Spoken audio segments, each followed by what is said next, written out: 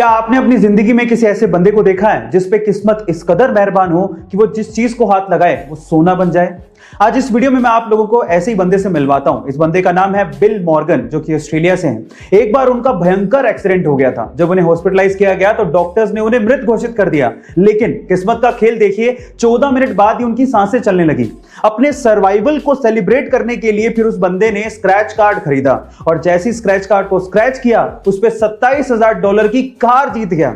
जब मीडिया वालों को यह पता लगा तो मीडिया वालों ने उस बंदे को फिर से अपने इस मूवमेंट को एनेक्ट करने को कहा, तो फिर उस बंदे ने वापस से स्क्रैच कार्ड खरीदा और गेस व्हाट, उसके बाद $2.5 लाख का वो जैकपॉट जीत गया। गाइस, इससे लकी बंदा मैंने तो अपनी जिंदगी में कभी नहीं देखा। आपको इसके बारे में सुन के कैसा लगा कमेंट सेक्शन में जरूर लिखिएगा। और 25 जून 2009 को the king of pop Michael Jackson की मौत हुई थी और बहुत से राज उनकी मौत के साथ ही दफन हो गए थे और उनमें से एक राज था एंटी ग्रेविटी डांस मूव का। गाइस, 1987 में माइकल जैक्सन की एक एल्बम रिलीज हुई थी जिसका नाम था स्मूथ क्रिमिनल और उसमें उन्होंने एंटी ग्रेविटी डांस मूव किया था, जिसमें वो 45 डिग्री तक बिना किसी सहारे के झुक जाते हैं और वो भी अपने बैक को सीधा रखते हुए।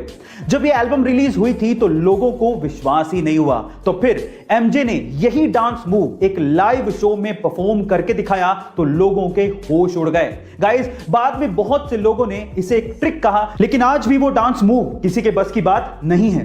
Guys, let's write in the chat, we love you MJ.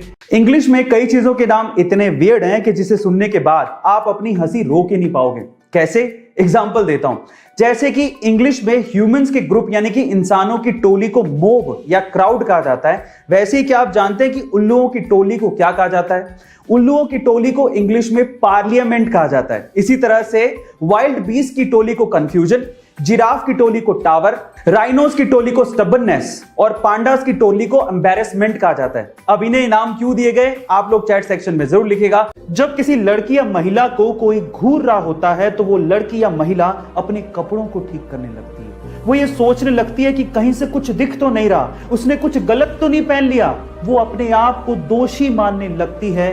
उस हर महिला और लड़की से आज मैं ये कहना चाहता हूं कि इसमें आपकी कोई भी गलती नहीं है। और साथ ही साथ सभी लड़कियों और महिलाओं को एक कानूनी अधिकार भी याद दिलाना चाहता हूं कि अगर आपको कोई 14 सेकंड से ज्यादा घूरता है तो आईपीसी के सेक्शन 294 एंड 509 के तहत यह कानूनी दंडनीय अपराध है और उस व्यक्ति को सजा भी हो सकती है।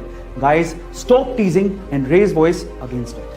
कुछ सालों पहले यूएस का एक बंदा प्रॉपर्टी खरीदना चाहता था, लेकिन उसे अर्थ का रियल एस्टेट बहुत ज्यादा महंगा लगा। एक रात को जब वो आसमान में चांद को देख रहा था तो उसे सिर्फ चांद नजर नहीं आया, उसे चांद पे रियल एस्टेट की अपॉर्चुनिटी नजर आई।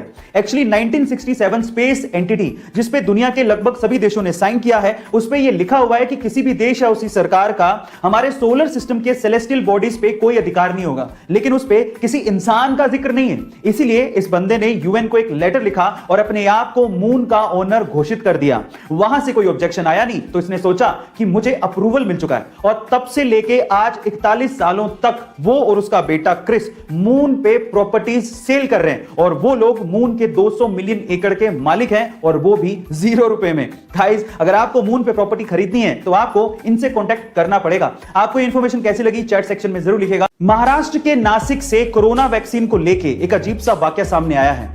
नासिक के अरविंद सोनार का यह दावा है कि वैक्सीन की दोनों डोजेस लगवाने के बाद उनके शरीर में चुंबकीय शक्तियां पैदा हो गई हैं। वो मैग्नेट मैन बन चुके हैं। मतलब यह कि उनके शरीर से सिक्के और चम्मच चिपकने लगे हैं।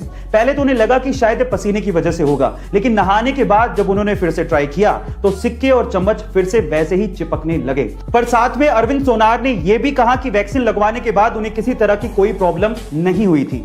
प्रशासन की तरफ से रिएक्शन आया कि इसकी हम पुष्टि नहीं कर सकते, जांच का विषय है। पर यह सच है या अफवाह, आप लोग कमेंट सेक्शन में जरूर लिखिएगा।